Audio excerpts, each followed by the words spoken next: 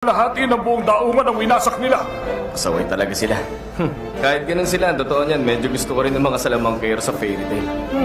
Mukhang marami mga pasaway ang nandun. Pero marami rin magagaling na salamangkero nang galing dun eh.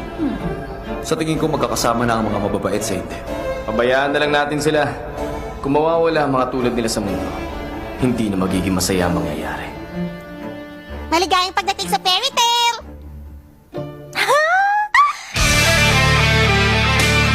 Fire Dragon, Monkey at Bull!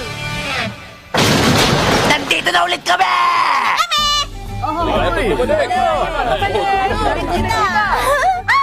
Aba, balita ko, gumawa ka na naman ng gulo. Muntik mo na masira mo. Itigil mo nga yan! Sinungaling yung peking salamander! Hindi yun totoo! Ano ba balay ko ron? Kinuwento lang naman sa akin yun ng mga tao nakarinig din ng balita. Ano bang problema mo? Gusto mong masaktan, ha? Katsu, pinahos ka lang kung pangalalahanin na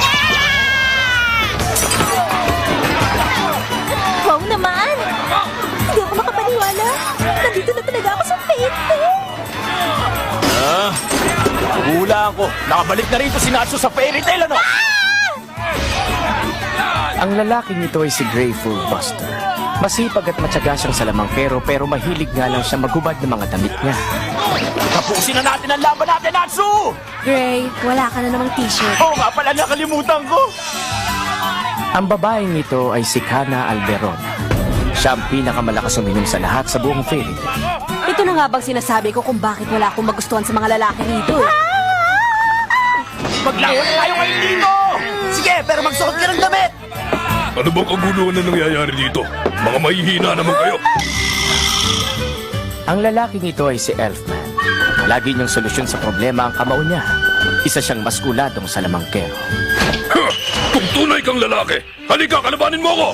Gusto niya lagi ng away. Huwag kang makialam sa amin!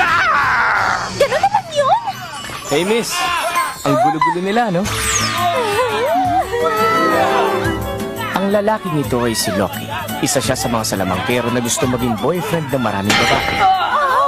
Sobra na sila. Hintayin niyo ako, aayusin ko lang ang gulong to para sa inyo. Mag-ingat ka! Tanggal siya sa listahan ko. Ano ba nangyayari sa lugar na to? May natitira pa bang matiling salamangkero dito? Hello? Sino ka? Huh? Si Mira Jane! Ang ganda niya! Ang babaeng ito ay si Mira Jane. Maliban sa pagiging salamangkero, isa rin siyang modelo sa weekly magazine. At kapag may oras, nagtatrabaho siya rito sa fairy tale. Sigurado kang okay lang ang nangyayari? Wala kang dapat alalahanin. Normal lang ang mga ganito rito. Teka. Natutuwa ako sa mga nangyayari. Naku, hindi maaari, Mira Jane! Ibalik mo sa akin yung shorts ko ngayon din! Excuse me, miss. Pwede ako makisuyo sa'yo tungkol sa... Ginugulo ka ba ng bastos at manhid na lalaki niyo, miss? Gumagamit ng kamaon tunay na lalaki! Huwag kang humarang dyan! Ang ingay talaga ng mga nasa paligid ko. Hindi ako makainom ng maayos. Hindi ko na to kaya. Ako nang mag-aayos nito rito. Ginagalit mo ako talaga!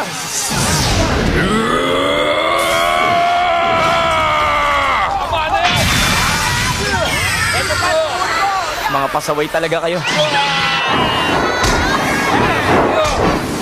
Tingnan natin kung sinong matibay! Gagamitin nila na sabay-sabay? Hindi to maganda. Itigil niyong lahat ang walang kwentang kaguluhan na to! May higante!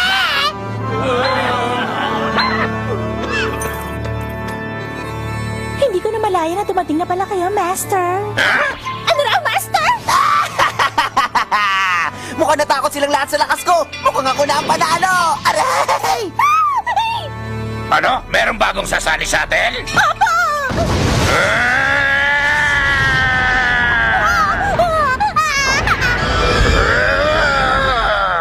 Sandali!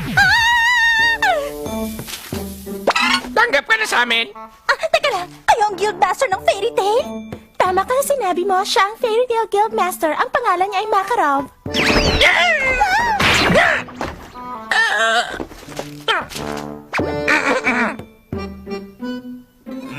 Nabalitaan kong nanggulo na naman kayo mga pasaway kayo. Tingnan niyo kung gaano karami ang hawak kong memo na pinadala ng council sa akin. At lahat puro reklamo sa mga salamangkero. Ang Council, organisasyong namamahala sa lahat ng mga guild ng salamangkero. Magaling lang kayong lahat pagdating sa kalokohan, painitin ang ulo ng council sa akin.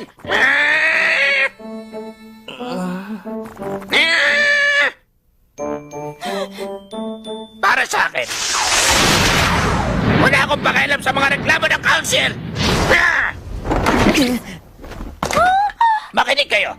Ang mahika ay kapangyarihang walang layunin pero ginawa yan na may dahilan. Hindi yan walang kwentang kakayahan o abilidad. Kombinasyon yan ng espiritong dumadaloy sa atin at espiritong dumadaloy sa buong kapaligiran. Ang mahika ay nabubuo rin sa pisikal na anyo. Bilang mga salamangkero, kinakailangan natin ng malakas na pag-iisip at konsentrasyon at dapat kasama ang buong kaluluwa. Hindi tayo maaari magpa-apekto ng dahil sa minamatyagan tayo ng mga nasa posisyon. Hindi tayo dapat matakot sa mga hangal na council na yon at maniwala kayo sa daan na gusto nyo tahakin. Ito ang ibig sabihin ng pagiging tunay na salamangkero ng Fairy Tail! Ayos!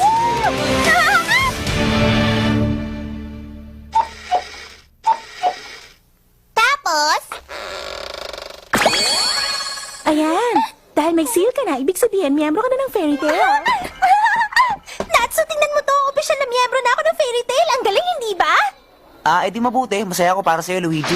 Ako sa Jose! Yan ang request board. Maaaring mamili ang mga salamangkero ng gusto nilang maging misyon mula sa mga hindi mabilang na anunsyong nakapaskil. Pumili tayo ng misyon na may malaking bayad. 160,000 basta lang mahuli ang mga magnanakaw na to? Kunin natin yan. Hindi pa ba bumabalik ang papa ko? Ang kulit mo talaga, Romeo. Bakit hindi ka na lang magtiwala sa papa mo? Hintayin mo na lang siya sa bahay niya. Pero Master, 3 araw na po siyang hindi bumabalik. 1 linggo na po mula nung umalis siya ng bahay. Kumuha siya ng misyon sa bundok ng Hakobe kung hindi ako nagkakamali. Hindi ganun kalayo ang bundok na yon. Bakit hindi niyo hanapin ang papa ko? Baka nakakalimutan mo sa lamangkerong papa mo. Walang sino mang salamangkero mula sa guild na ito ang hindi niya kayang alagaan ang sarili niya sa sitwasyong kinakaharap niya. Umuwi ka na at uminom ka ng gatas. Wala kayong kwenta! Ang hirap ng sitwasyon niya. Alam kong masakit magsalita si Master, pero ang totoo, nag-aalala rin siya. Ah? Hoy! Teka, Natsu! Bakit sinira mo tong board? Master, hindi niyo talaga siya pipigilan sa binabalak niya. Hindi ako maaaring magkamali. Hanapin niya si Mako para iligtas. Pinapakita lang niyang isip bata pa rin siya. Sa tingin ko, sasama ang loob ni Mako dahil pupuntahan siya ni Natsu para tulungan sa misyon. Sila lang ang makakapagdesisyon kung anong gusto nilang gawin. Hayaan natin sila. Ano kayong gagawin ni Natsu? Parang katulad din kasi ni Natsu si Romeo. Ha? May nangyari din kasing ganito kay Natsu. Lahat ng salamangkero sa Fairy Tail may kanya-kanyang dinadalang problema. Mula sa personal na karanasan, pwedeng sakit, o paghihirap.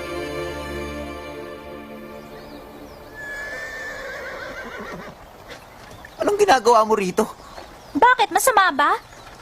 Sa tingin ko mukhang malaki ang problema mo pagdating sa kahit anong klaseng sasakyan. Nakakaawa ka naman, Natsu. Anong ibig mo sabihin? Wala akong ibig sabihin. Katulad ng ama ni Natsu, bigla na lang siyang nawala at hindi na bumalik. Ha? Hindi talaga siya ang tunay na ama ni Natsu, siya lang ang nagpalaki sa kanya. Isa yung tunay na dragon! Ano? Isang tunay na dragon? Kinalaki talaga si Natsu ng isang totoong dragon? Nakita ng dragon na yun si Natsu sa gubat nung bata pa siya. Yung dragon na yun ang naging guru niya at nagturo sa kanyang gumamit ng mahika. Pero isang araw, nagising si Natsu at hinanap yung dragon pero hindi na niya nakita. Alam ko na, siya ba si Ignil? Tama ka.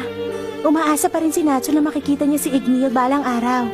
Hindi ba iba talaga si Natsu? Ano sa tingin mo? Nandito na tayo? Huminto tayo! Pasensya na kayo, pero hanggang dito ko na lang kayo may ihahatid. Nasaan lugar na ba tayo? Teka, anong lugar to?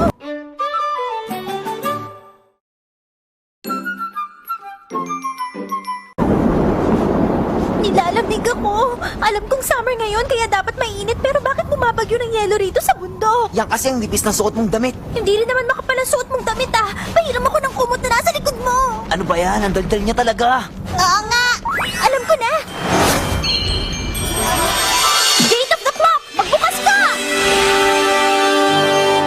Horologium!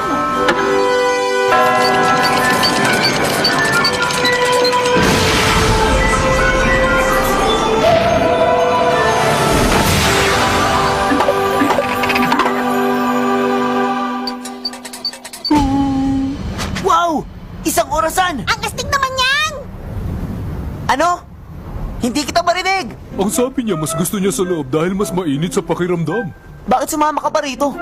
Tinatanong niya kung anong misyon ang kinuha ni Mako dahil dito pa niya napili sa malamig na lugar. Hindi ko alam pero sumama ka pa rin. May huhulihin siyang uri ng halimaw, isang balkan.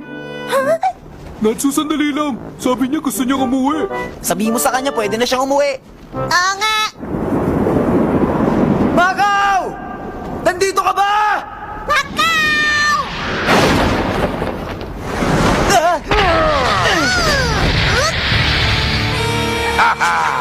Isang uri ng balkan! Saan ka pupunta? Kumusta magandang binibini? Nakakapagsalita yung balkan? Walang pakialam si Lucy basta iligtas mo siya pero dahan-dahan ka lang. Sa tuktok ng bundok Hakobe, Bakit mo nangyayari sa akin to? Anong problema ng unggoy? Kakaibang ginagawa niya. Yan na sinabi ni Lucy. Babae! Teka! Horologium, nasan ka? Bakit bigla kang nawala? Basta ang oras. Good luck sa'yo. Baka pwede ka ba pa ang oras? Hoy, unggoy! Ibalik mo sa akin si Makaw ngayon din! Ah! Ay! Hindi ko siya maintindihan. Kung bakit kasi nagpapasikat pa siya papasok na nga lang? Hoy, ikaw, unggoy! Sabihin mo kung nasaan si Makaw! Alam ko mahirap pero intindihin mo. Nandito ako para kay Makaw. Ituro mo kung nasan siya. Isang lalaki? Tama ka. Saan mo siya tinatago? Sigurado ka bang tinatago ng balkan na yan si Makaw? Ah? Naintindihan niya. Saan? Ay! Unggoy ka! Natsu! Hindi ko kailangan ng lalaki. Ang gusto ko mga babae. Naku, hindi niya kakayaning mabuhay mula sa pagkahulog na yon. Natsu! Babae! Babae! Babae! Babae! Babae! Babae! Babae! Babae! Babae! Babae! Humanda ka sa aking unggoy ka. Sobra na ang ginagawa mo. Gate of the Golden Bull! Magbukas ka! Taurus!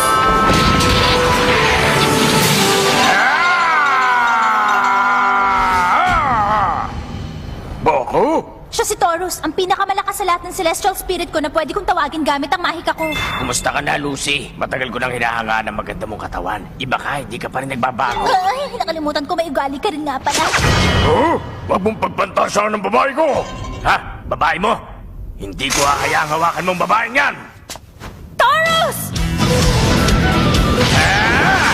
Handang-handa na ako!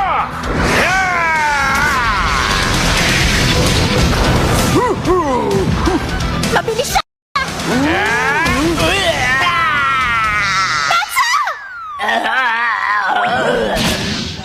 Hindi naman yata makatarong ka ng ginawa Bakit mo. siya?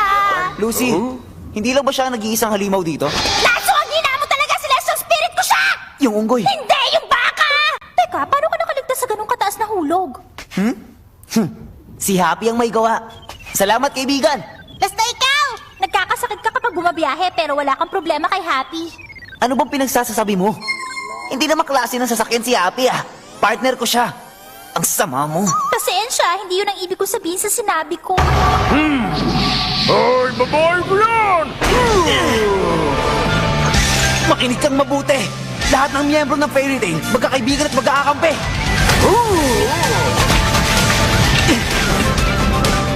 Sina Tanda at Mira. At kahit sina Gray at Elfman. Sina Happy at Lucy. Mga kaibigan ko sila. Kaya naman. Isasama ko si Mako pagbalik ko sa gate namin!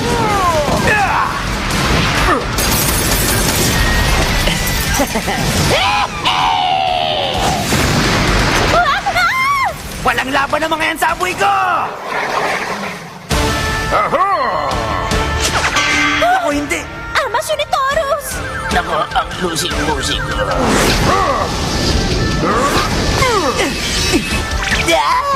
Naloko na! Aray!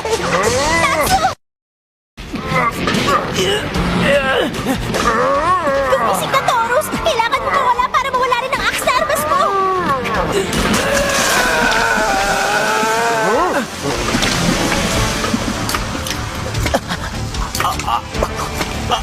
Tinutunaw niya yung axe gamit ang init ng katawan! Tama!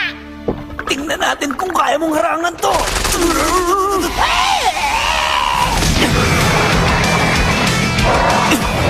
Eto na ako! Fire Dragon's Iron Fist!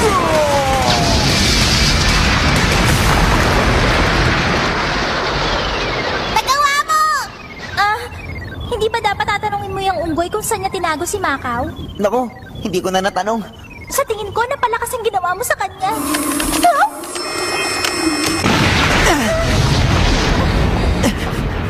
Anong nangyayari rito? Makaw! Ha? Siya yan? Ibig sabihin siya yung kinalaban ng pangit na unggoy kanina? Sinaniban siguro ng balga ng katawan ni Macau. Ano? Sinaniban? Naisipan niyang gamitin ang katawan ng iba. Ang mga balga ng uri ng nilalang na kayang sumanib sa katawan ng iba, lalo na sa katawan ng mga tao. Mukhang nagkaroon ng matinding laban si Macau at yung Balkan bago siya sinaniban. Makaw! Naririnig mo ako? Huwag ka mamamatay! Hinihintay ka ng anak mo! Imulat mo ang mata mo! Natsu, Nagising ka rin! nakakaya ko. 19 na mga Balkan lang ang natalo ko. Tapos nasaniban ako ng pang-20 Balkan. Hindi ako makapaniwala. Kainis, nahihiya ako magpakita kay Romeo. Bakit naman? 19 na astig na balikan na natalo mo! Hindi maaari. Ibig sabihin marami pang ganong unggoy dito. At mag-isa lang siya sa misyon. Umuwi na tayo! Hinihintay ka na ni Romeo! Ang galing nila. Hindi ko kayang pantayan ang lakas nila. Ba't biglang naging ganyan ang mukha mo, Lucy? Natatakot ako sa'yo. Huwag mo akong pakialaman, kakalbuhin kita.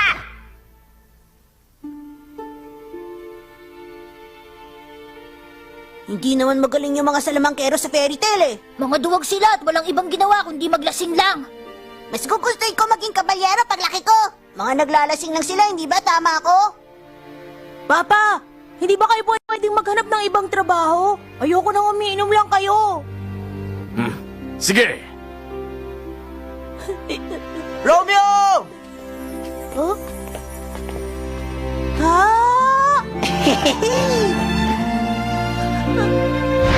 Papa! Papa! Patawarin niyo po ako! Patawad, pinag-alala kita. Anak, Okay lang po. Anak naman ako na isang salamangkero. sa susunod na saan ka nila, ito ang sabihin mo. Kaya ba ng papa niyo na talunin ang 19 na halim mo na magkakasunod, ha? Kuya Natsu! Happy! Maraming salamat! Walang anuman! Ikaw din po! Maraming salamat, Ate Lucy! Salamat po!